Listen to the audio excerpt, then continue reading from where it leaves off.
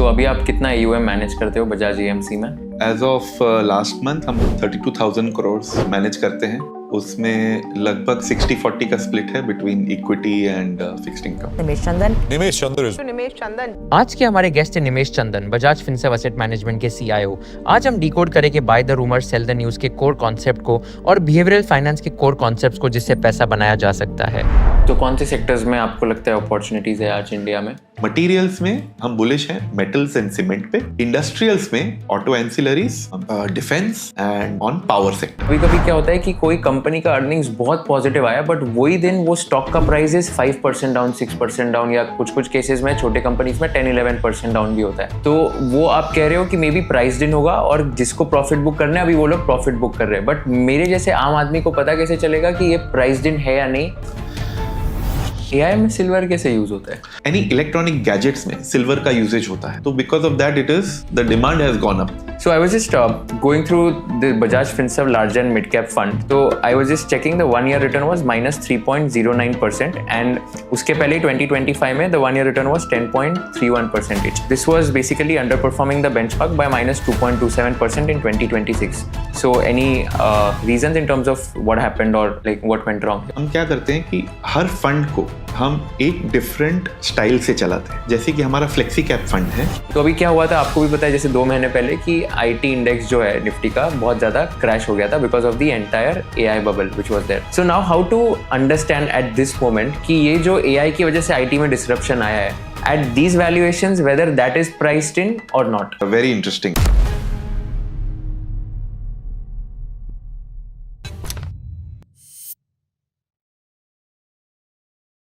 Before we start, जिन लोगों को आपके बारे में नहीं पता है तो आप उनको इंट्रोड्यूस कैसे करोगे? First of all thank you Kusal for inviting me यहाँ पे इस पॉडकास्ट में। क्विक इंट्रोडक्शन मेरे बारे में ये है कि I hail from a Gujarati family and मुझ तक तो सारे जितने भी मेरे भाई कजिन सब थे सब फैमिली बिजनेस में ही गए। मैंने ही सोचा कि फाइनेंस में आके, इन्वेस्टमेंट्स में आके जॉब करनी है एंड अब 26 साल पूरे हुए इन द बिजनेस। पहले 5 साल मैं रिसर्च एनालिस्ट का रोल मैंने लिया था for a company name strategic capital. उसके बाद बिहेवियरल फाइनेंस के बारे में मैंने सीखा और मैंने सोचा कि अगर म्यूचुअल फंड में नहीं आऊँगा तो इन्वेस्टमेंट कभी नहीं सीखूँगा। I came to mutual funds. So mutual fund में अब 21 साल पूरे हुए हैं यहाँ पे और बजाज में एज़ अ CIO अभी मैंने 4.5 साल कंप्लीट किए। सो अभी आप कितना AUM मैनेज करते हो बजाज एएमसी में? एज़ ऑफ लास्ट मंथ हम 32,000 करोड़ मैनेज करते हैं। उसमें लगभग 60-40 का स्प्लिट है between equity and fixed income. Wow! And आपने बेसिकली 4.5 साल पहले बजाज एएमसी जॉइन किया था। Okay, so 4 and half years में 32,000 crore you are saying. Actually within 3 years बोल सकते हैं क्योंकि पहला साल तो एप्लीकेशन फॉर द लाइसेंस और सब सेटअप करने में गया। हमने फंड्स लॉन्च किए जुलाई ऑफ 2023 से। सो आप ये सोचिए कि 3 साल में ही 32,000 करोड़। खुशी होती है देख के कि हमें institutional as well as retail investors का इतना सपोर्ट मिला, कि उन्हें हम पे इतना ट्रस्ट है कि उन्होंने अपनी इन्वेस्टमेंट्स एंड सेविंग्स हमारे पास पार्क किए नहीं होंगे।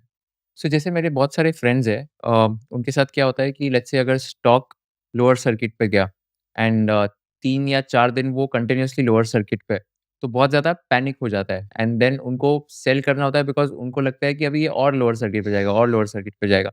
एंड देन जब वो सेल करते हैं अल्टीमेटली, तभी वही दिन से वो स्टॉक या तो अपर सर्किट जाता है या तो वो ऊपर बढ़ना शुरू हो जाता है।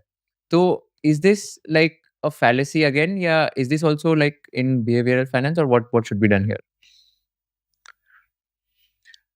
जनरली प्राइस मूवमेंट माइंड को इम्पैक्ट करते हैं और आपको सोचने में मजबूर कर देते हैं कि मैं सही हूं या गलत हूं।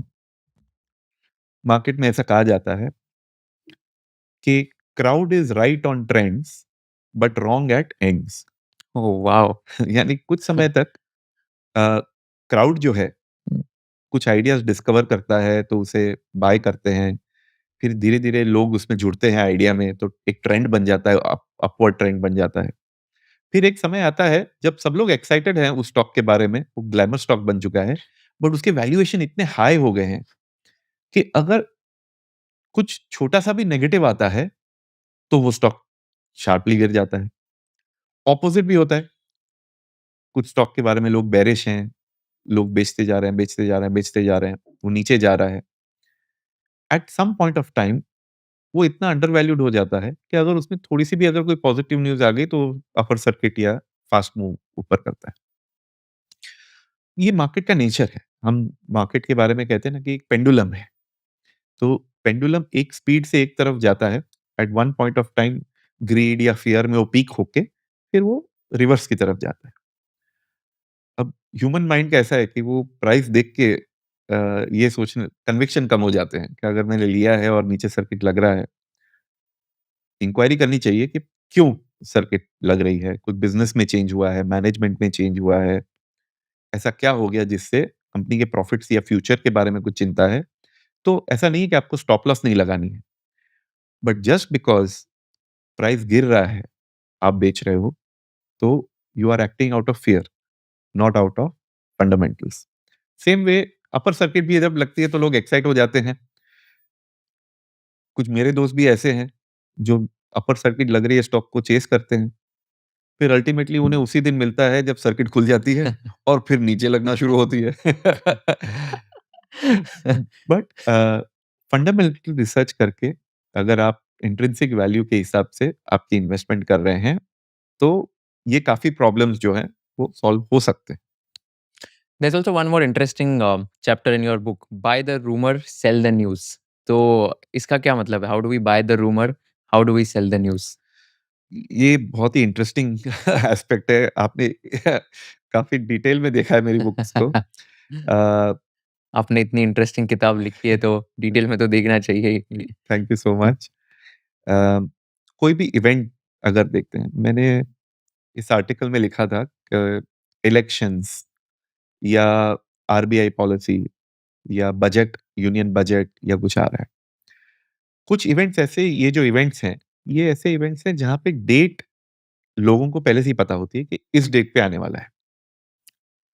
अब इवेंट तक लोगों को जो भी उस इवेंट से एक्सपेक्टेशन है, वो ऑलरेडी स्टॉक प्राइसेस में वो पोजीशन बिल्ड करना शुरू करते हैं या उससे स्टॉक प्राइस पे प्रभाव आना शुरू हो जाता है। जैसे कि as a just an example लेते हैं कि यूनियन बजट आने वाला है और मुझे ऐसा लग रहा है कि गवर्नमेंट एग्रीकल्चर को बूस्ट देगी और एग्री स्टॉक्स जो हैं, वेदर फर्टिलाइज़र स्टॉक्स हों, पेस्टिसाइड के स्टॉक हों, सीड कंपनी के स्टॉक हों, वो अच्छा करेंगे। शायद रूरल से रिलेटेड कुछ फाइनेंस कंपनीज़ हों, वो सब भी अच्छा करेंगी, ट्रैक्टर कंपनीज़ या वो सब अच्छा करेंगी। तो मेरे जैसे बाकी लोग भी सोच रहे हैं कि हाँ, ये हो सकता है। तो लोग उसे बिल्डअप करना शुरू करते हैं कि चलो, ये अगर अनाउंसमेंट आती है, तो स्टॉक प्राइस ऊपर जाएँगे। तो बिकॉज़ क्राउड उसे बाय करते जा रहा है, वो इवेंट तक पहुँचते-पहुँचते वो स्टॉक प्राइसेस ऑलरेडी ऊपर पहुँच जाते हैं। अब सपोज़ ऐसा होता है कि वो इवेंट में वो अनाउंसमेंट नहीं है, तो स्टॉक गिरने हैं क्योंकि लोग डिसअपॉइंट होके बेचेंगे। मेनी अ टाइम्स वो अनाउंसमेंट आती है, तो भी ऑलरेडी प्राइस में उसके वैल्यूएशन सब आ चुके हैं। तो जो लोग ये इवेंट तक वेट कर रहे थे, वो प्रॉफिट बुक करना शुरू करते हैं। अब नया कोई इंडिकेशन है नहीं, तो बेयर्स भी उसमें आ जाते हैं शॉर्ट करने के लिए कि हाँ, अभी तो अनाउंसमेंट हो गई, अब तो लोग बेच रहे हैं। तो ऐसा होता है कि अ, रूमर्स पे स्टॉक ऊपर गया और जब न्यूज़ आई, अच्छी न्यूज़ है, लेकिन स्टॉक पे प्रॉफिट बुकिंग आ गई। सिमिलर अपोज़िट भी होता है, कभी-कभी ये लोग सोचते हैं कि लोग ये सोचेंगे कि बजट में टोबैको पे टैक्सेशन बढ़ने वाली है, तो उसे बेचते जाओ, बेचते जाओ, बेचते जाओ। फिर जिस दिन वो टैक्सेशन बढ़ती है, लोग ये सोचते हैं इतनी बुरा भी नहीं है क्योंकि वैल्यूएशन तो अब आ गया है, तो फिर उसमें शायद अप मूव भी आ जाए। अ, इवेंट्स पे ट्रेड करना या इन्वेस्ट करना, people have to be careful कि क्या ऑलरेडी प्राइस्ड इन है। लोग ऑलरेडी अपनी पोजीशन उसमें बना चुके हैं या नहीं, वो देखना बहुत ही इम्पोर्टेंट है। नहीं, बट ये अभी मुझे पता कैसे चलेगा कि प्राइस्ड इन है या नहीं? फॉर एग्ज़ाम्पल 2014 की इलेक्शन में जब हुए थे, तब आई थिंक इलेक्शन जब बीजेपी आई थी पावर में and prime minister Narendra Modi was declared as the prime minister, तभी इतना कुछ मूवमेंट नहीं हुआ था वो दिन जी। मार्केट्स में। एंड आई थिंक यही एग्ज़ाम्पल आपने आपके बुक में भी लिखा था। और सेकंडली अगर ये कॉन-कॉल अर्निंग्स की मैं बात करूँ, जैसे हर एक कंपनी के अर्निंग्स के रिज़ल्ट्स डेट्स होते हैं एवरी क्वार्टर। जिस दिन रिज़ल्ट आता है, कभी-कभी क्या होता है कि कोई कंपनी का अर्निंग्स बहुत पॉज़िटिव आया, बट वही दिन वो स्टॉक का प्राइस 5% डाउन, 6% डाउन, या कुछ-कुछ केसेज़ में छोटे कंपनीज़ में 10-11% डाउन भी होता है। तो वो आप कह रहे हो कि मेबी प्राइस्ड इन होगा और जिसको प्रॉफ़िट बुक करना है, अभी वो लोग प्रॉफ़िट बुक कर रहे हैं। बट मेरे जैसे आम आदमी को पता कैसे चलेगा कि ये प्राइस्ड इन है या नहीं, ये स्टॉक के प्राइस में? सो 2 इवेंट देखते हैं। एक जो इवेंट्स डिक्लेयर्ड हैं जैसे इलेक्शन। अब 2014 में इलेक्शन की डेट सबको पता थी, काउंटिंग की डेट सबको पता थी। It was a historic win Modi ji के लिए एंड बीजेपी के लिए इन 2014। 30 साल में ऐसा कभी नहीं हुआ था। लेकिन उस दिन मार्केट वाज़ पॉजिटिव ओनली 1%, खुला ऊपर था, but it ended only 1% positive. और रेस्ट ऑफ द मंथ, पूरा महीना, नेक्स्ट जो 10-12 दिन का ट्रेडिंग था, वो उस लेवल को ब्रीच नहीं कर पाया। बट अगर आप इलेक्शन जो रिजल्ट्स है, उसके पहले के हफ्ते अगर आप मूवमेंट देखें, तो market had a strong rally. क्योंकि जब एग्जिट पोल आना शुरू हो रहे थे, ऑलरेडी लोग उसको प्राइस इन कर रहे थे। तभी कुछ एग्जिट पोल ने ऐसा काफ़ी एग्जिट पोल ने ऐसा कहा था कि मेजॉरिटी अब बीजेपी को मिल जाएगी इसमें, या अच्छे मार्जिन से जीतेंगे। तो मार्केट ने ऑलरेडी वो प्राइस इन कर लिया था। तो जिस दिन जब न्यूज़ आए, तो वही हुआ, buy on rumours, sell on news जैसा हुआ। कंपनीज़ के जो रिजल्ट आते हैं, उसमें रिसर्च करना थोड़ा-सा और डिफिकल्ट है, बिकॉज़ आपको वो बिज़नेस के बारे में जानना ज़रूरी है। उस कंपनी के अ, रिजल्ट एक्सपेक्टेशन क्या है, वो जानना ज़रूरी है। कभी-कभी हम देखेंगे हेडलाइन तो ऐसा बता रहा है कि कंपनी के जो मुनाफ़ा है वो 100% अप है, लेकिन स्टॉक प्राइस डाउन है, और हम ये सोच रहे हैं, अरे यार, 100% से ज़्यादा और क्या ग्रोथ चाहिए आपको? लेकिन कभी-कभी ऐसा होता है कि मार्केट एक्सपेक्ट कर रहा है कि 120% आएगा growth, because of any reason, और 100% आया, तो उस हिसाब से भी मार्केट नीचे हो सकता है। या फिर कंपनीज़ कभी-कभी जो गाइडेंस अपना देती हैं, वो चेंज कर लेती हैं। यानी कंपनी का पिछला साल अच्छा रहा, तो आंकड़े अच्छे आए। But in the conference call, companies many a times indicate कि इस साल थोड़ा-सा टफ रहेगा, हमारी कॉम्पिटिशन बढ़ रही है, या प्राइसिंग हमारा बढ़ रहा प्रॉब्लम है। हाल ही में जो कुछ रिजल्ट आए, उसमें कुछ कंपनीज़ ने कहा कि गैस अवेलेबिलिटी नहीं है हमें। कुछ कंपनीज़ ने कहा क्रूड ऑयल जो प्राइसेस हैं हमारे, जो उससे लिंक्ड रॉ मटेरियल है, उसके प्राइसेस बढ़ गए हैं। तो उस वजह से हमारे आगे जाके जो आंकड़े हैं, वो शायद अच्छे ना आएँ। हुँ। मार्केट टिपिकली ऐसा कहा जाता है कि 6 महीने आगे देखता है। वो पीछे के नंबर्स देख के प्राइसेस नहीं चलाता, आगे 6 महीने कैसे हैं उसके, वो देख के प्राइसेस चलाता है। एक और इसमें कॉन्सेप्ट मैं ऐड कर लूँ, सरप्राइज़। काफ़ी ऐसे रिसर्च पेपर्स हैं, इंटरनेशनली एंड डोमेस्टिकली भी हमने देखा है कि अगर कोई कंपनी पॉजिटिव सरप्राइज़ देती है इन नंबर्स, और ये मैं अभी अज़्यूम कर रहा हूँ कि गाइडेंस उनकी ठीक रहेगी आगे की। जब-जब कंपनीज़ पॉजिटिव सरप्राइज़ देती हैं, उस दिन भले ही जो मूवमेंट उसके अप एंड डाउन होते हैं, but typically positive surprise, earning surprise देने वाली कंपनीज़ टिपिकली कुछ समय तक उनके स्टॉक प्राइसेस ऊपर की तरफ रहते हैं, या आउट परफॉर्मिंग रहते हैं। 100% नहीं है, बट मेजॉरिटी उसमें। सेम कंपनीज़ जो नेगेटिव सरप्राइज़ दे रही हैं, और आई अज़्यूम के गाइडेंस इज़ अगेन न्यूट्रल, वो कुछ नेगेटिव नहीं बोल रहे हैं या ऐसा कुछ। बट जो कंपनी नेगेटिव सरप्राइज़ देती है, कुछ समय तक वो स्टॉक प्राइसेस प्रेशर में ही रहते हैं। तो इसे कहते हैं पोस्ट अर्निंग्स अनाउंसमेंट ड्रिफ्ट। तो उस वजह से शॉर्ट टर्म में ट्रेडर्स जो हैं, उसका फ़ायदा उठाते हैं कि अगर ये कंपनी ने पॉजिटिव सरप्राइज़ दिया तो ऊपर की तरफ रहते हैं, और नेगेटिव हुँ, रहता है तो हुँ। नीचे की तरफ। Can you give me an example in 2026 कि कौन-सा एक जियोपॉलिटिकल इवेंट हो रहा है एंड आपके हिसाब से ये करंट वैल्यूएशंस पे प्राइस्ड इन है या नहीं है? जियोपॉलिटिकल इवेंट्स तो वॉर के चल रहे हैं, राइट? अ, ऑयल प्राइसेस का अगर मैं एग्जांपल ले लूँ, मैं अभी जब एनालिस्ट या इन्वेस्टर्स से काफ़ी लोगों से बात करता हूँ, तो मुझे ये कहते हैं कि अ, जुलाई के रिजल्ट्स अच्छे नहीं आएँगे क्योंकि ऑयल प्राइसेस ऊपर हैं। जो हमारे अभी जो रिजल्ट सीज़न है, वो अच्छी नहीं आएगी because of this war going on. June quarter के जो एंड के रिजल्ट जुलाई में आते हैं टिपिकली, अभी 3 महीने दूर हैं। तब तक अगर रिज़ॉल्व हो गई सिचुएशन, तो लोग जुलाई के नंबर्स इग्नोर करके सीधा एफवाई 28 फॉरवर्ड अर्निंग्स देखेंगे एंड स्टॉक प्राइस उस पे रिएक्ट करेंगे। तो अब अगर ये सीज़फायर ठीक से चल रहा है, ये कॉन्फ्लिक्ट ऐसा लगता है कि जल्दी से रिज़ॉल्व हो जाएगी, तो जो क्राउड है, वो एक साथ रीसेट होगा फ्रॉम जुलाई नंबर्स जो नेगेटिव लग रहे हैं टू एफवाई 28 नंबर्स जो पॉजिटिव लग रहे हैं। तो उससे मार्केट को एक शार्प मूव आ सकता है। तो वो प्राइस इन नहीं हुआ है अभी तक।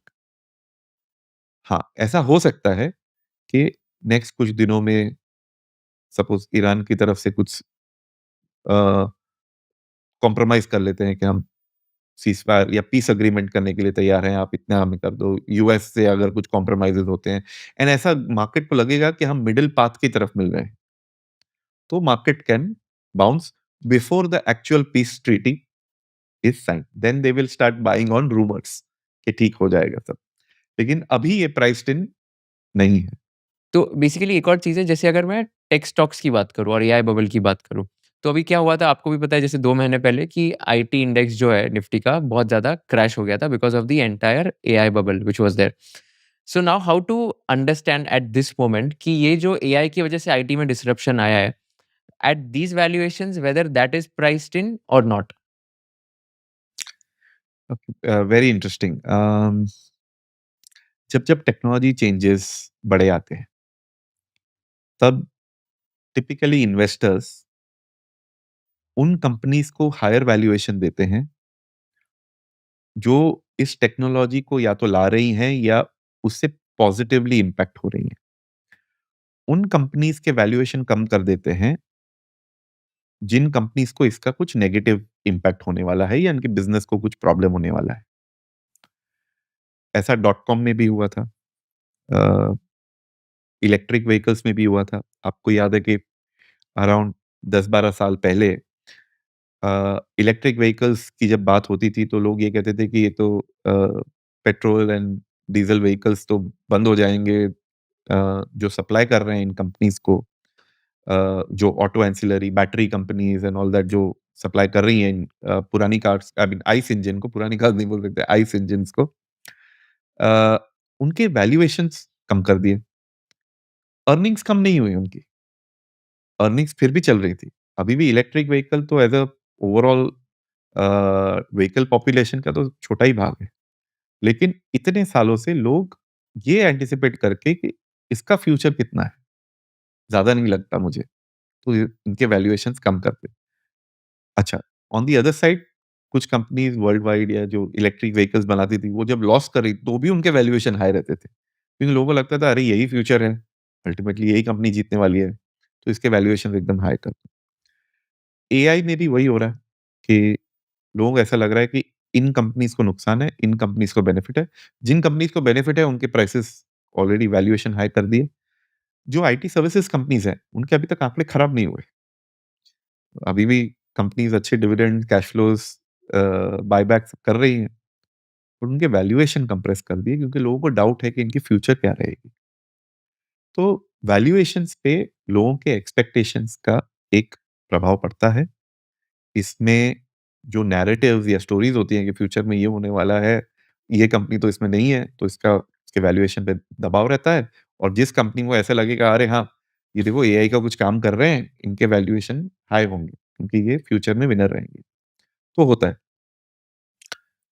समझना ये भी ज़रूरी है कि जो टेक्नोलॉजी चेंजेस आ रहे हैं, प्रॉमिस और डिलीवरी के बीच कितना डिस्टेंस है, कितने सालों बाद आएगा, how much it is. AI की वजह से एंड सम सिक्लिकल डाउनटर्न की वजह से हम आईटी में, आईटी सॉफ्टवेयर सर्विसेज में अंडरवेट ही रहे हैं हमारे पोर्टफोलियोज में, थिंकिंग कि इनके वैल्यूएशन पे भी प्रेशर आएगा और इनकी ग्रोथ रेट भी थोड़ी सी स्लो रहेगी, बिकॉज इनके जो क्लाइंट्स हैं यूएस यूरोप में, उन इकोनॉमीज पे भी थोड़ा सा प्रॉब्लम आ रहा है because of higher oil prices and थोड़ा सा स्लो डाउन जो दिख रहा है, तो उस वजह से हम अंडरवेट रहे हैं इसमें। तो आप बोल रहे हो कि आईटी सर्विसेज कंपनीज जो है, इनके भले ही ये लोग ग्रोथ कर रहे हैं revenue wise, profit wise, but this growth will not be sustainable and आपको लग रहा है ये ग्रोथ कम हो जाएगी इन द नियर फ्यूचर? सी, कम तो हुई है, बट ये जो वैल्यूएशंस हैं उन पे दबाव रहेगा। वो कितना भी, ओके। अभी लोग वेट करेंगे कि ये नैरेटिव कब चेंज हो कि Indian IT services companies AI का फायदा उठा के, अपने कॉस्ट कम करके, प्रोडक्टिविटी बढ़ा के अगर ग्रोथ दे रही हैं, हुँ। तो नैरेटिव चेंज हो जाएगा। But isn't that happening? अगर आप देखोगे तो टीसीएस ने भी ले-ऑफ्स अनाउंस कर दिए। फिर बाकी कंपनीज़ भी जो है आईटी सर्विसेज़ कंपनीज़ काफ़ी ज़्यादा ले-ऑफ्स तो अनाउंस कर ही रही है despite having revenue growth and profit growth. तो अगर वो हो रहा है मार्केट में तो डू यू थिंक कि अभी फिर लोगों को मतलब देखना चाहिए ये सेक्टर? सी, वैल्यूएशंस डेफिनेटली अट्रैक्टिव जोन पे आ गए हैं, बट इनकी जो ग्रोथ रेट है अभी भी थोड़ी स्लो है। At least at Bajaj mutual fund हम ये सोच रहे हैं कि अगर अ, बाकी सेक्टर्स में हमें ग्रोथ अच्छी मिल रही है and we are bullish on the market, तो अपॉर्चुनिटीज दूसरे सेक्टर्स में, रैली के चांसेस दूसरे सेक्टर्स में ज्यादा है। तो कौन से सेक्टर्स में आपको लगता है अपॉर्च्युनिटीज़ है आज इंडिया में 2026 में? तो अ, इस लेवल पे तो बहुत सारी अपॉर्चुनिटीज हमें दिख रही हैं, तो आई जस्ट टॉक अबाउट पहले कुछ cyclical sectors. We are expecting के, देखिए, मार्केट की जो चाल है वो डिपेंड्स ऑन 4 साइकिल्स। एक होती है इकोनॉमिक साइकिल, जिसमें आपकी जीडीपी जीडीपी इन्फ्लेशन, वो देखते हैं। सेकंड होती है बिजनेस साइकिल और प्रॉफिट साइकिल। थर्ड होती है credit cycle, that is related to banking financial services. And चौथी होती है सेंटिमेंट साइकिल। अब इसमें से 3 साइकिल पॉजिटिव है। इकोनॉमिक साइकिल अप टर्न पे है। लास्ट ईयर हमारी जीडीपी ग्रोथ काफी अच्छी रही। इस साल के प्रोजेक्शंस अच्छे हैं and India continues to be fastest growing among the peer group. Business profits भी are at a rise. FY 25 से 26 से 27 एवरी ईयर हमारा growth rate will be better than the previous year. तो इस बार तो अगर ये क्राइसिस ना होती तो एक्सपेक्टेशन थे निफ्टी के अर्निंग ग्रोथ 14 to 17% रहेंगे। अभी जो रिजल्ट सीजन चल रहा है उसमें फाइनल आंकड़े पता चलेंगे, but we should be comfortably at around 9-10% earning growth in Nifty. तो 6% से 9% से 14% अगर ग्रोथ चल रही है, तो बिजनेस साइकिल जो प्रॉफिट साइकिल है वो भी ऑन अपटर्न है। क्रेडिट साइकिल भी ठीक से चल रही है। लास्ट ईयर इस समय क्रेडिट ग्रोथ 9 से 10% था। फिर दिसंबर तक चलते-चलते 12 से 14% हो गया और अब कुछ 16% है। तो क्रेडिट साइकिल भी अपटिक पे है, लिक्विडिटी भी मार्केट में अच्छी है, इंटरेस्ट रेट भी कम है। तो ये 3 साइकिल्स जो हैं वो positive. What we are waiting for is the sentiment cycle. अब इससे हम बनाते हैं कि what are the portfolio sectors which are looking good. Generally जब इकोनॉमी, बिजनेसेस, क्रेडिट अच्छा कर रहा होता है, तो सिक्लिकल सेक्टर्स जैसे कि फाइनेंशियल्स, मटेरियल्स, इंडस्ट्रियल्स, ये 3 इकोनॉमी से रिलेटेड हैं और वो अच्छा करते हैं। जो स्ट्रक्चरल ट्रेंड्स हैं, जो साइकिल नहीं है बट एक लॉन्ग टर्म ग्रोथ ट्रेंड पे हैं, जैसे कि health care, some sectors like telecom, consumer discretionary, ये जो हैं वो लॉन्ग टर्म अपवर्ड ट्रैजेक्टरी पे हैं। अच्छा, अभी मैं इनमें अगर सब सेगमेंट बना दूं मैं, मटेरियल्स में हम बुलिश हैं मेटल्स एंड सीमेंट पे। इंडस्ट्रियल्स में we are bullish on auto ancillaries, on defence and on power sector.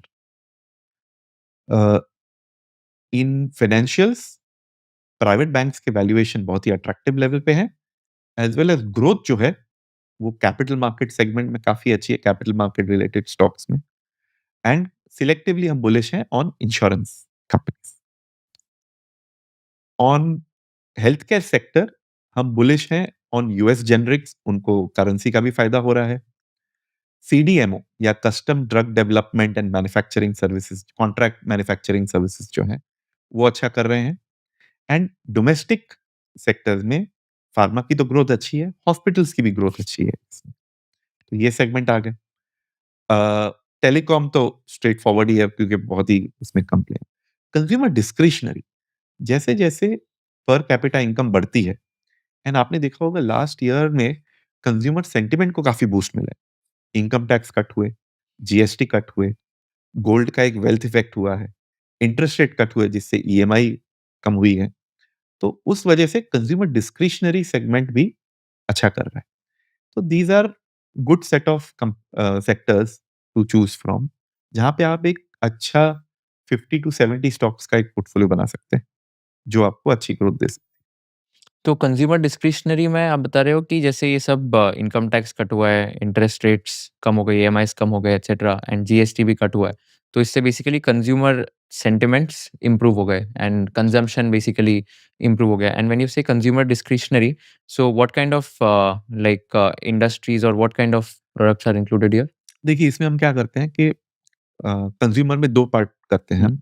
कुछ जो आपकी रोज़ की ज़रूरतें होती हैं, जो कंज्यूमर स्टेपल्स जैसे हम लोग कहते हैं, एफएमसीजी कंपनीज़ हैं, अ, ग्रोसरी स्टोर्स या वैसे वो लेते हैं, राइट? जो शॉप्स जो सिर्फ़ आपकी ग्रोसरीज़ पे डेली नीड्स के लिए आप करती हैं, वो एक स्टेपल, उनमें ज़्यादा उतार-चढ़ाव नहीं आते, उनकी जो वॉल्यूम ग्रोथ या कंज़म्पशन। जो दूसरा है, जो आपकी डिस्क्रिशनरी स्पेंडिंग है, जो हाँ, आपकी जो बेसिक ज़रूरतों के बाद आप स्पेंड करते हो, जैसे आप कार्स ले रहे हैं, अ, शॉपिंग में आप ब्रांडेड क्लोथ्स, या अ, कुछ से बेसिक लेवल से आप हायर लेवल पे शिफ्ट हो रहे हैं इन कंजम्पशन में, एक बड़ा घर ले लिया आपने, तो और या फिर फ्रीक्वेंसी बढ़ा दी किसी चीज़ की। आप कुछ कंज़्यू जैसे मुझे याद है कि 15-20 साल पहले मेरे पास हार्डली 2 या 3 पैर होते थे शूज़ के। एक फॉर्मल पहनते थे, एक स्पोर्ट्स पहनते थे। अब देखिए कितनी कैटेगरीज़ हो गई, अब तो अलग वार्डरोब बनते हैं शूज़ के भी। तो frequency of consumption has gone up. आप variety of consumption has gone up. आप बाद में अपग्रेड करते हैं फ्रॉम अनब्रांडेड टू ब्रांडेड या ब्रांडेड में एट अ बेटर लेवल। तो वो अ, इंक्रीमेंटल जो आप बाय कर रहे हो, दैट कम्स अंडर डिस्क्रिशनरी, जो आप पे है कि आपको कितना अपग्रेड करना है अपने आप को। तो these are areas, and there are many companies जो एक एस्पिरेशनल ब्रांड्स हैं इंडिया में। तो वो आपको is consumer discretionary as we said, और उसमें आप देखिए नंबर्स अच्छे आ रहे हैं। काफ़ी ज्वेलरी स्टोर्स ने अच्छे नंबर्स दिए हैं इस क्वार्टर। अभी जो ऑटोमोबाइल्स के नंबर रहे, कार रजिस्ट्रेशन, वाहन रजिस्ट्रेशन नंबर, वो भी अच्छे, वॉल्यूम्स अच्छे हो रहे हैं वहाँ पे। तो consumer is on a uptick. Uh, हाँ, वो ऐसा नहीं है, वो लॉन्ग टर्म स्टोरी है, वो हाथी की तरह मूव होता है। द गुड थिंग इज़ हाथी भले ही ज़्यादा फास्ट ना चले, वो बैकवर्ड मूव नहीं करता, वो चलते रहता है आगे। तो कंजम्पशन स्टॉक्स में दिस इज़ अ अपॉर्च्युनिटी। तो आपने बताया यूएस जेनेरिक्स जो है, उनको करेंसी का एडवांटेज मिल रहा है हेल्थ केयर सेक्टर में। तो क्या होता है यूएस जेनेरिक्स एंड कैसे इनको फ़ायदा मिल रहा है करेंसी का? एक्चुअली लास्ट कुछ डेकेड्स में, लास्ट 2 या 3 डेकेड्स में इंडिया जो है वो वर्ल्ड की फार्मेसी बन गया है।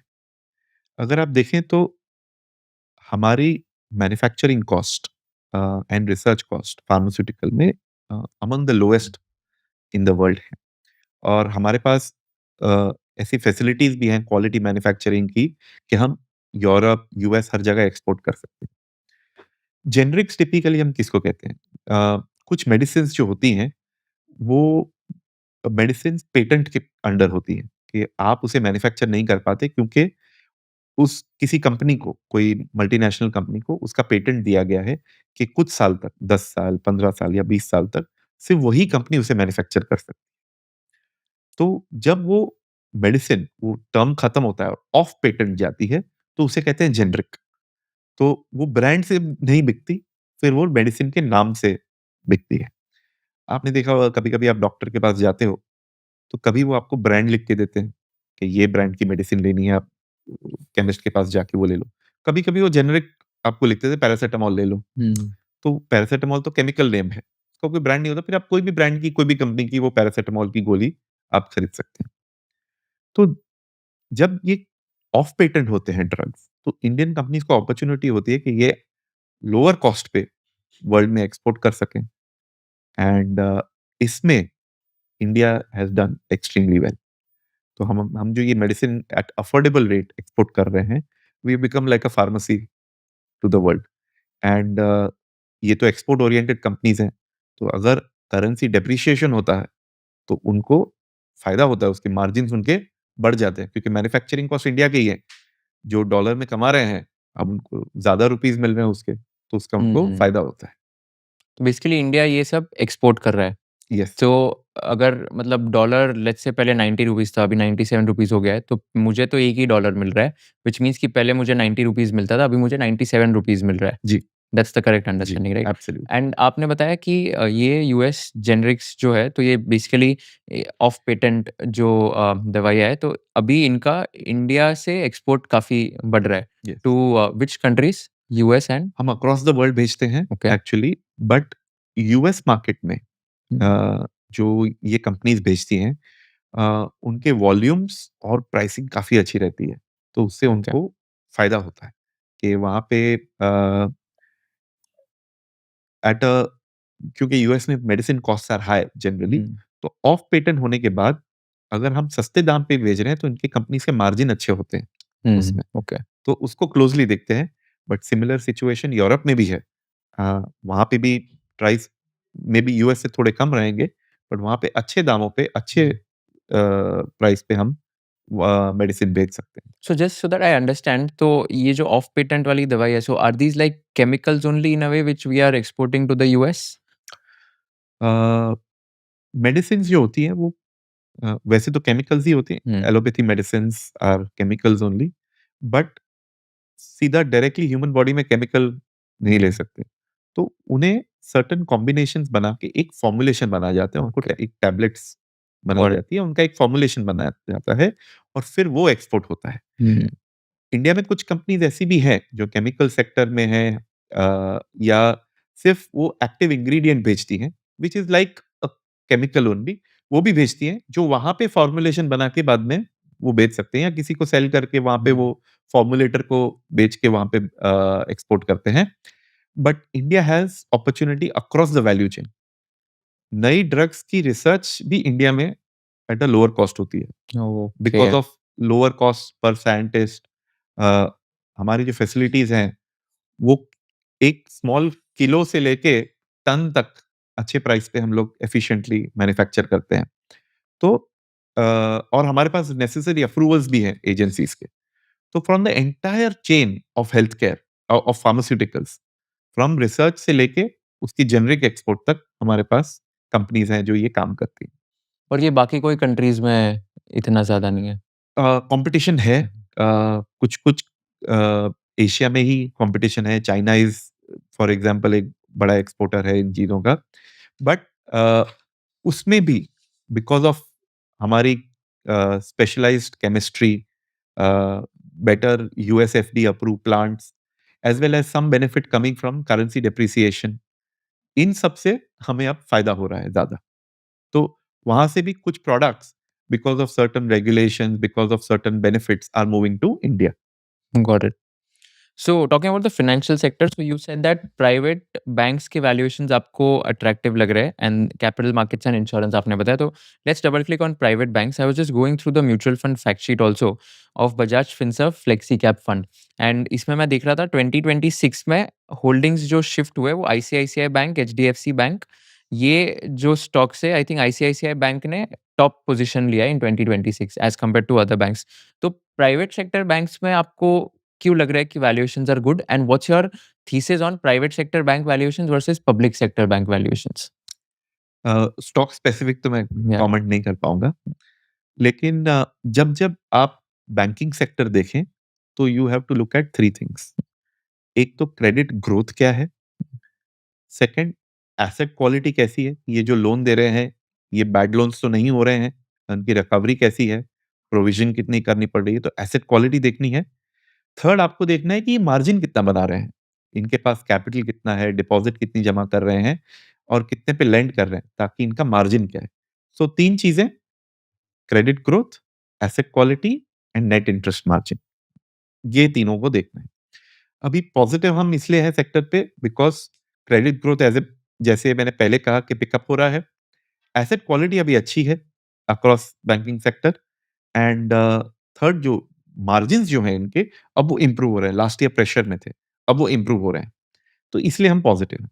अब विद इन दिस हम क्या करते हैं कि कौन-सी कंपनी बेस्ड ऑन दीज़ 3, उनको हम रैंक करते हैं कि कौन-सी कंपनी बेस्ट है इसमें, कौन से सेकंड नंबर पे है, कौन से थर्ड नंबर पे है, उस हिसाब से हम एलोकेट करते हैं। Public sector versus private sector में हम सर्टेन वैल्यूएशन गैप देख के ही डिसाइड करते हैं। एक्चुअली पैरामीटर्स तो सेम ही रहते हैं। एक्चुअली पास्ट फ्यू इयर्स में पब्लिक सेक्टर बैंक्स ने काफ़ी अच्छा किया है।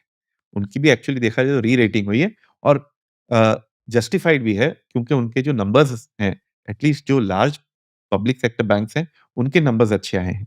तो उनकी एक री-रेटिंग भी उसमें हुई है। अब हम क्या करते हैं, हर बैंक का एक बुल बेयर केस सिनेरियो बना देते हैं कि बुल केस में प्राइस कितना जाएगा, बेयर केस में नीचे कितना जा सकता है, और जहाँ पे रिस्क रिवॉर्ड बेटर है, वहाँ पे हम इन्वेस्ट करते हैं। एक पर्टिकुलर सेगमेंट प्राइवेट बैंक्स में, उससे भी छोटा एक सेगमेंट है called mid size private banks, जहाँ पे काफ़ी ऐसी बैंक्स हैं जिनको अच्छा कैपिटल मिला है फॉरेन इन्वेस्टर्स से, या उन्होंने अभी कैपिटल मार्केट से रेज़ किए हैं और वहाँ पे बिज़नेस काफ़ी अच्छा कर रहे हैं। कैपिटल जो होता है बैंक के लिए एक रॉ मटेरियल की तरह होता है, ओके? तो उस वजह से इनको ग्रोथ अपॉर्च्युनिटीज़ इनकी बढ़ जाती हैं। तो एक वेल मैनेज्ड बैंक है और जिनको कैपिटल अच्छा मिला है, उनकी ग्रोथ के प्रोस्पेक्ट्स बेटर हो जाते हैं। मिड साइज़ बैंक में लास्ट ईयर में आपने देखा होगा काफ़ी ऐसी बैंक्स हैं जहाँ पे फॉरेन इन्वेस्टर्स ने स्टेक लिया है और उस वजह से उनको एक फ्रेश कैपिटल इनपुट मिला है। कहीं पे मैनेजमेंट भी कुछ चेंज हुई है। तो वो देख के हम उस सेगमेंट पे भी मिड साइज़ प्राइवेट बैंक्स में भी हम सिलेक्टिवली बुलिश हैं। एंड इसमें आपने बताया कि नेट इंटरेस्ट मार्जिन जो है वो आपको इम्प्रूव होते हुए दिख रहा है इन द प्राइवेट सेक्टर जी। बैंक्स। तो क्या एग्ज़ैक्टली इसका रीज़न है? अ, सी बैंक्स क्या करती हैं, डिपॉज़िट लेती हैं और फिर वो एक पर्टिकुलर लेवल पे वो लोन देती हैं। डिपॉज़िट का भी एक रेट होता है, जिससे वो अट्रैक्ट करती हैं पब्लिक को कि हमारे पास आप पैसे रखिए। एंड सेकंड, लोन ऐसे रेट पे देना पड़ता है, कॉम्पिटिटिव रेट पे, जहाँ पे मार्केट में कॉम्पिटिशन है किसी कॉर्पोरेट को या किसी रिटेल क्लाइंट को लोन देने के लिए।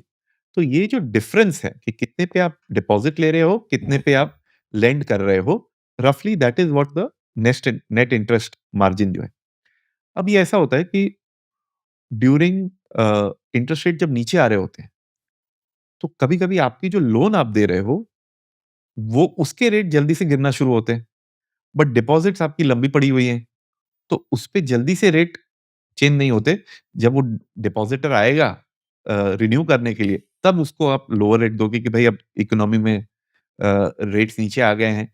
तो फॉर टेम्परेरी क्या होता है कि जब रेट्स गिरना शुरू होते हैं इकोनॉमी में, आरबीआई रेट कट करना शुरू होती है, तो लोन में ठीक से पास ऑन हो जाते हैं, डिपॉज़िट में धीरे-धीरे करके पास ऑन होते हैं। तो फॉर टेम्परेरी वो जो मार्जिन्स हैं, वो प्रेशर में आ जाते हैं।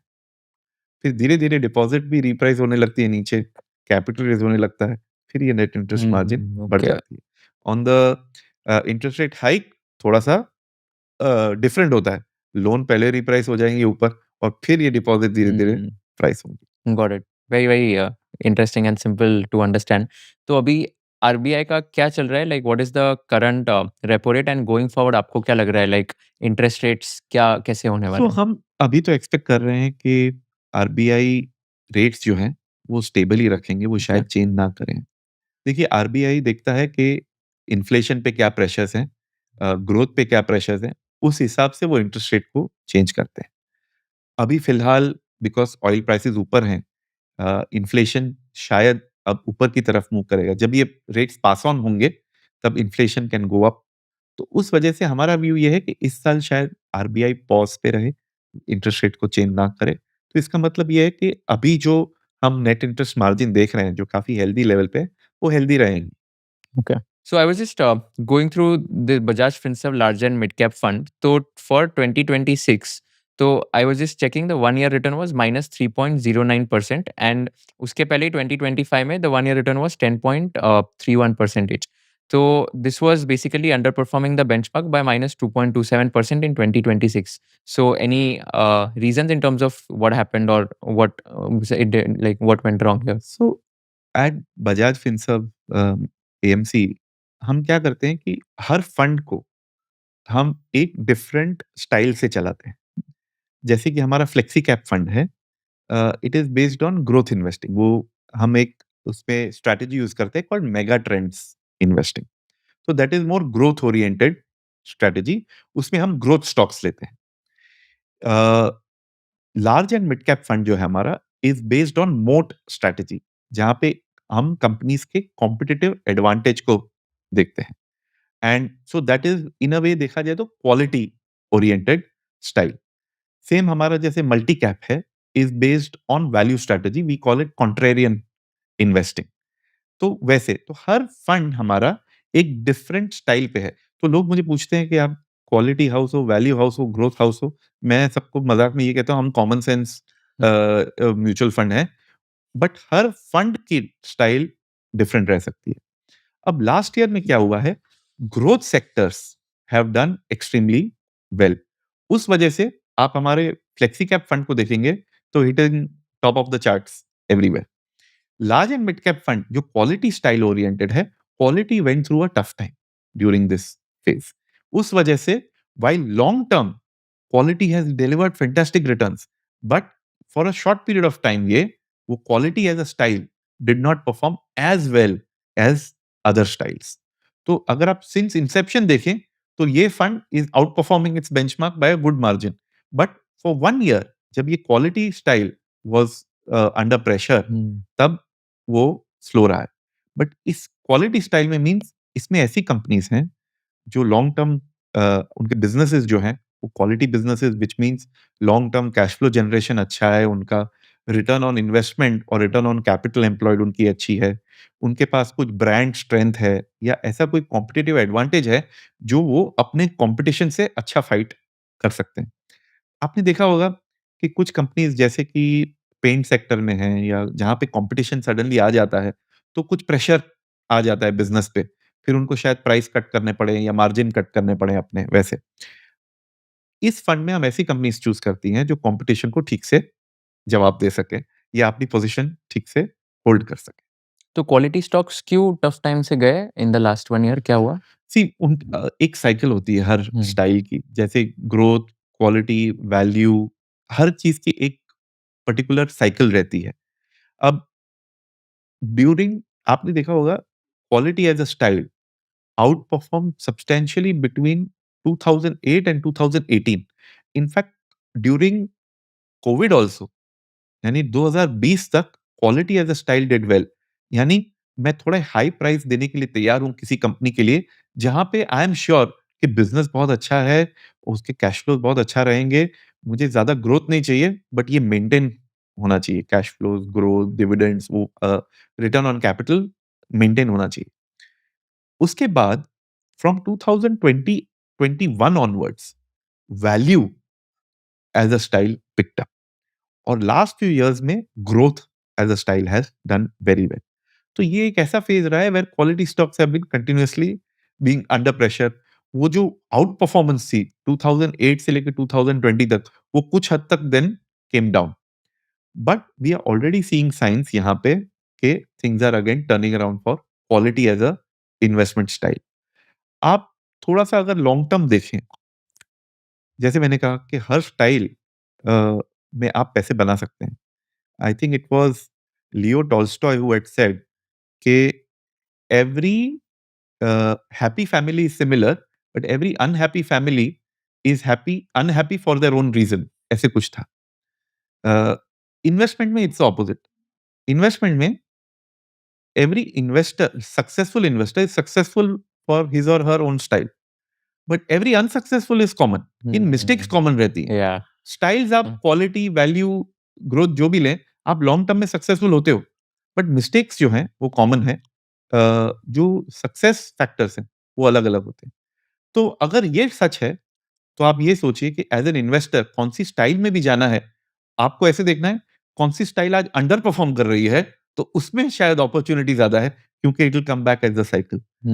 Style which has done extremely well, वो नियर टर्म एक करेक्शन ले सकती है। तो it is better to time quality right now. Got it. And just in simple terms for people who don't know, so जैसे ग्रोथ स्टॉक्स वो होते हैं जहाँ पर let's say profits of the company are reinvested in the company itself and वो dividends ज़्यादा distribute नहीं करते।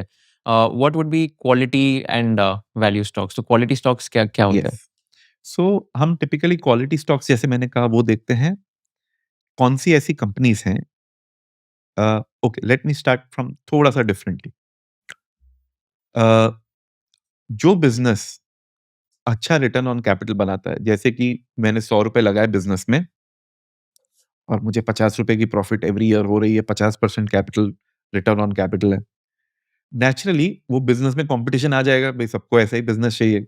हाँ, तो आप अकेले क्यों करो, बाकी लोग भी इसमें आ जाएंगे।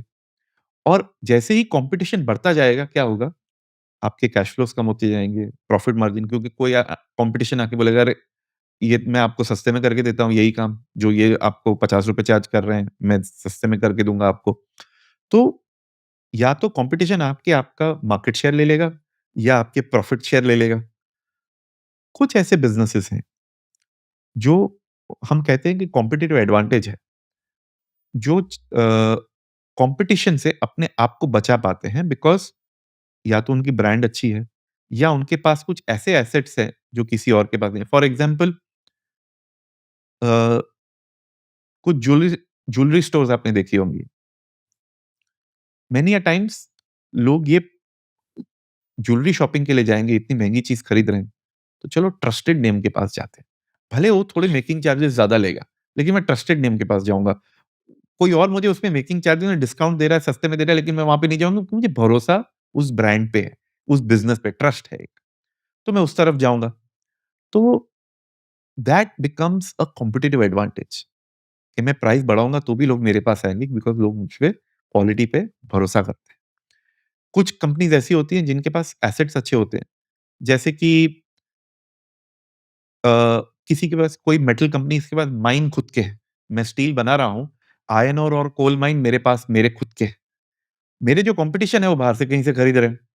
अगर मेरे खुद के माइन्स हैं, तो मेरी प्रॉफिट मार्जिन हमेशा उनसे ज़्यादा होगी। तो आई कैन डिफेंड, मैं प्राइस कम करके उन्हें तकलीफ दे सकता हूँ, जबकि वो शायद सर्वाइव ना कर पाएँ।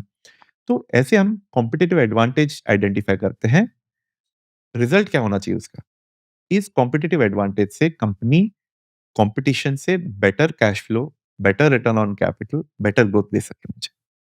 तो उनको क्वालिटी में हम डालते हैं कि this is a high quality business. देखिए, इसके बैलेंस शीट पे भी कैश है, उसके कैश फ्लोज भी अच्छे हैं। कैश फ्लो अच्छे मीन्स मुझे डिविडेंड भी अच्छे देगा, वो डिस्ट्रीब्यूट भी अच्छे करेगा, एंड लंबे समय तक ये बिजनेस चलता रहेगा। मुझे इसकी टेंशन नहीं है कि ये डी ग्रोथ में चला जाएगा। तो वैसे हम क्वालिटी बोलते हैं। वैल्यू, वैसे देखा जाए तो वैल्यू की डेफिनेशन बहुत सिंपल है कि इंट्रिंसिक वैल्यू से नीचे ट्रेड कर रहा है।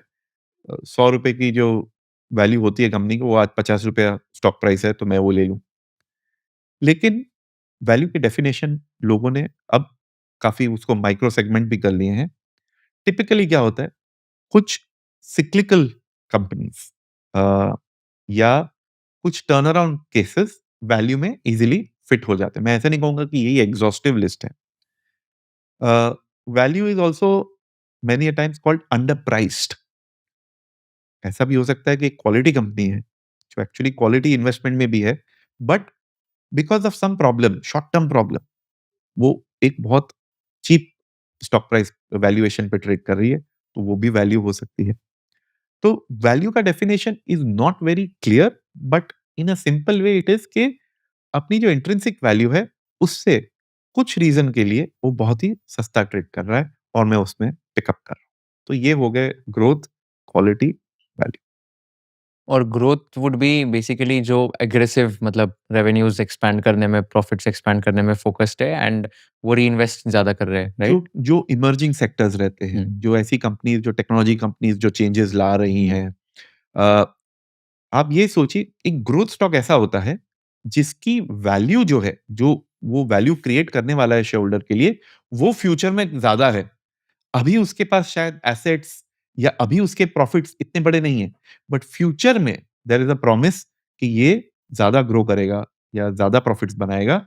उस वजह से आज मैं उसे ज्यादा वैल्यूएशन दे रहा हूं उस फ्यूचर के लिए। Got it. The other fund, which was the star performer of 2026, was Bajaj Finserv Multi-Asset Allocation Fund. यहाँ पर I think gold का allocation was increased from 10% to 18%, and it also outperformed the benchmark by 5.47% in 2026. तो इसमें क्या thesis था? आपने gold का rally जो है वो right time पे capture किया था, and what's your outlook on gold, silver, other commodities going forward? Very interesting. Multi asset allocation fund में हम इक्विटी पोर्शन जो है, वो 65% रखते हैं। Between net equity will be 60 to 65%, जहाँ पे हम डिविडेंड यील्ड स्ट्रेटेजी फॉलो करते हैं। फिर बाकी जो 35% है, उसमें about 10-12% will be fixed income, बाकी गोल्ड रहेगा which is about 18 to 20%। Now gold हमने बुलिश कॉल लिया था 2 years back. The reason was gold में दो ट्रिगर्स थे। एक, central banks were buying gold कि भाई डॉलर से हमें रिजर्व्स डाइवर्सिफाई करने हैं, तो उस वजह से सेंट्रल बैंक्स की बाइंग गोल्ड में बढ़ती गई। And at some quarters world में जितना गोल्ड ट्रेड हो रहा है उसमें 25-26% was bought by central banks. तो एक नया बायर आ गया गोल्ड में टू टेक इट अप। तो that was one trigger. Second क्या होता है कि जब इन्फ्लेशन आती है वर्ल्ड में, तो gold is a good hedge against inflation. या फिर आप ये सोचते हो कि अगर सोच सकते हैं कि अगर डॉलर की वैल्यू नीचे जाएगी तो गोल्ड की वैल्यू बढ़ेगी, तो वो था। एक और रीजन भी है टिपिकली ट्रेडर्स का। जब अनसर्टेनिटी, फियर वर्ल्ड में बढ़ जाता है, तो लोग बाकी एसेट्स को छोड़ के गोल्ड में शिफ्ट हो जाते हैं, जस्ट फॉर प्रोटेक्शन, कि मैं थोड़ी देर तक यहाँ पे हूँ, मुझे गोल्ड से प्रोटेक्शन मिलेगा। It is considered to be what we call a safe haven, कि मुझे डर लग रहा है कि इक्विटी के वैल्यूएशन गिर जाएंगे, बॉन्ड के वैल्यूएशन गिर जाएंगे, वॉर हो रही है, तो पहले गोल्ड में छुप जाओ।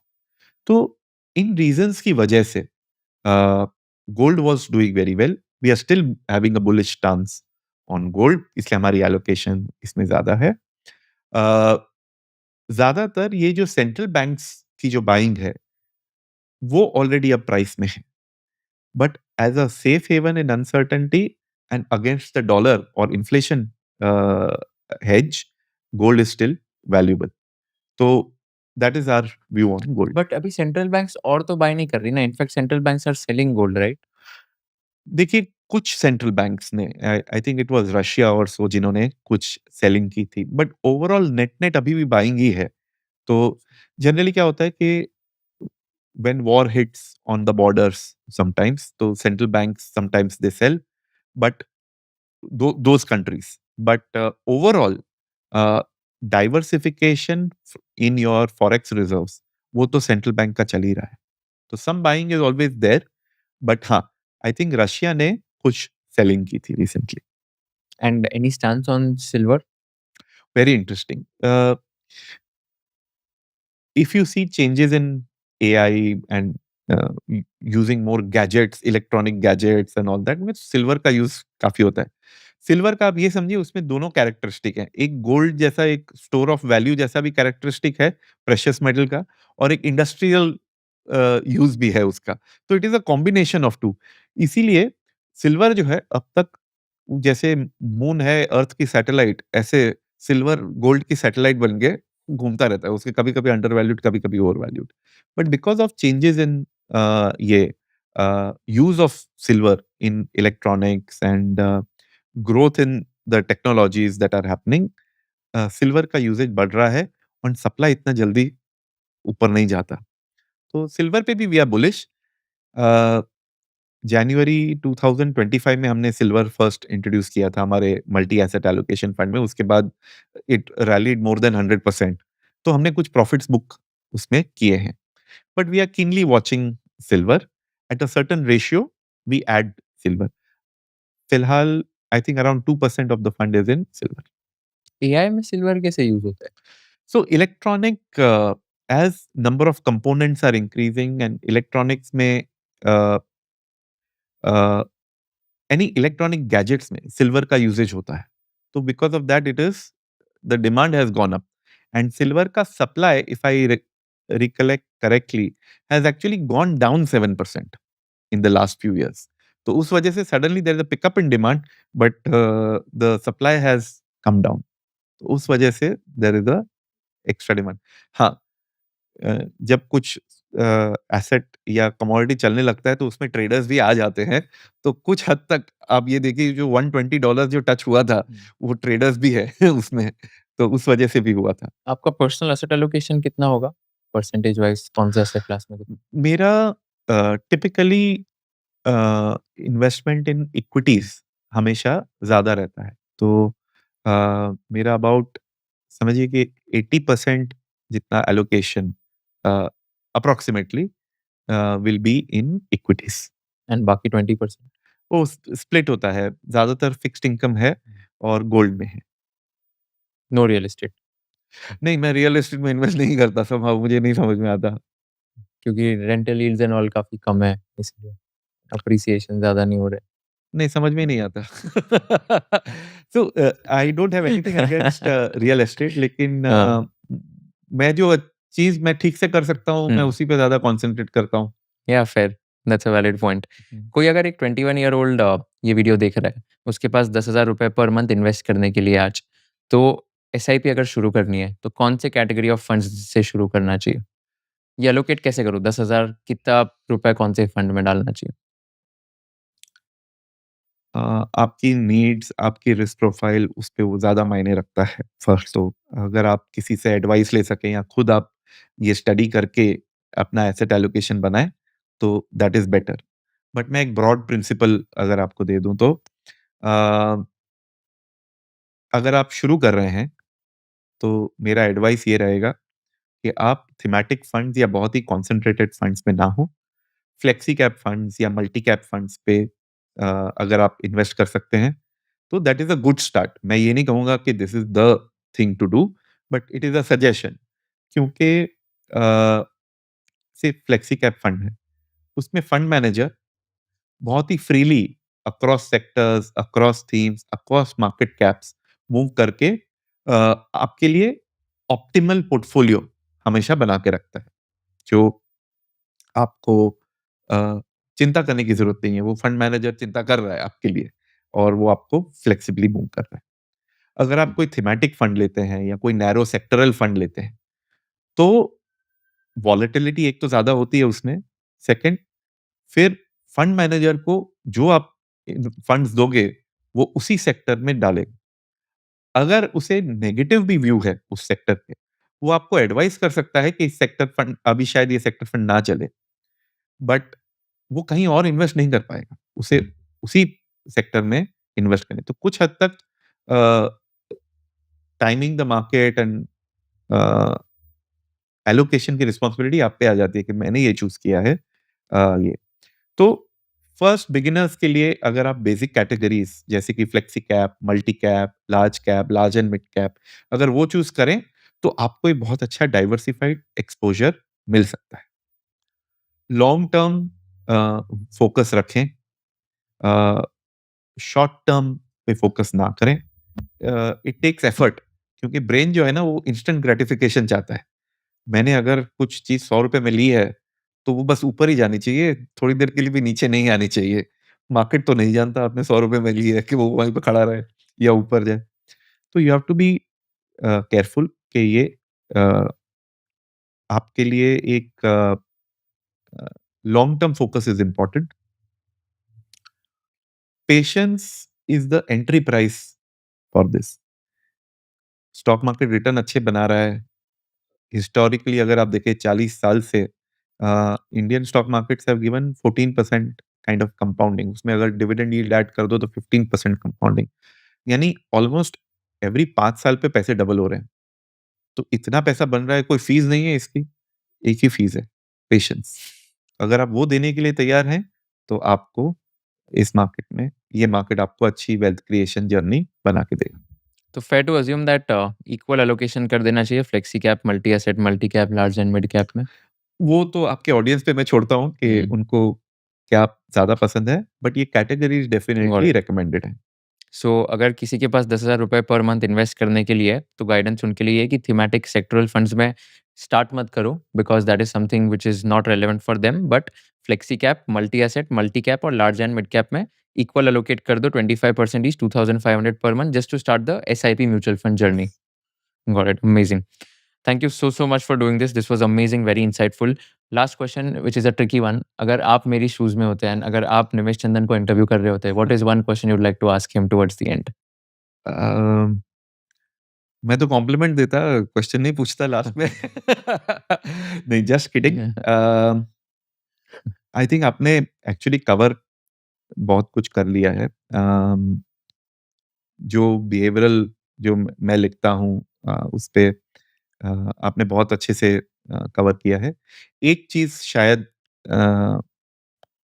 मैं बता दूँ कि अगर आप इन्वेस्ट कर रहे हैं, कुछ लोग ऐसे भी होंगे जिन्होंने इन्वेस्ट किया है फ्रॉम सितंबर 2024, उसके बाद मार्केट नीचे रहा है। लमसम इन्वेस्ट किया है तो डेफिनेटली नेगेटिव में है। एसआईपी में इन्वेस्ट किया तो शायद आपके ज़्यादा रिटर्न नहीं बने, रिटर्न बने हैं, बट आपके एक्सपेक्टेशंस सपोज़ कम बने। तो मैं ये कहूँगा कि स्टे इन्वेस्टेड। ये मार्केट ऐसा है जहाँ पे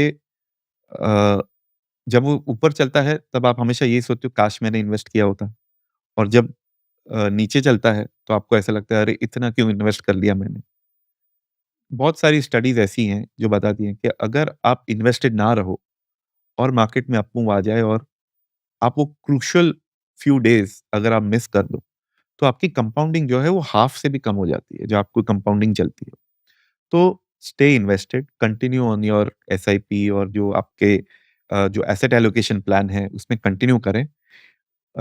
मार्केट से घबरा के कभी रिडेम्पशन या वैसे फियर में एक्ट ना करें, फंडामेंटल्स पे फोकस करें। Amazing. This is gold mine of knowledge. Thank you so much for doing this. बहुत ही मज़ा आया आपसे बात करके. Didn't realize how we spent 1 hour 45 minutes talking about markets and behavioral finance. Thank you so much once again, and this was very insightful. बहुत नई चीज़ें सीखने मिली. मुझे मेरे सीएफए के डेज़ याद आ गए. वहाँ पर एक behavioral finance का चैप्टर था लेवल 1 में, तो वो मेरे को पूरे दिन याद आ गए, एंड बहुत ही नॉस्टैल्जिक भी फील कर रहा हूँ. But thank you so much once again and wish you all the best.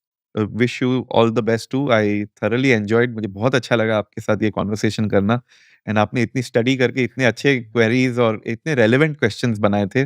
Kusal, very impressed.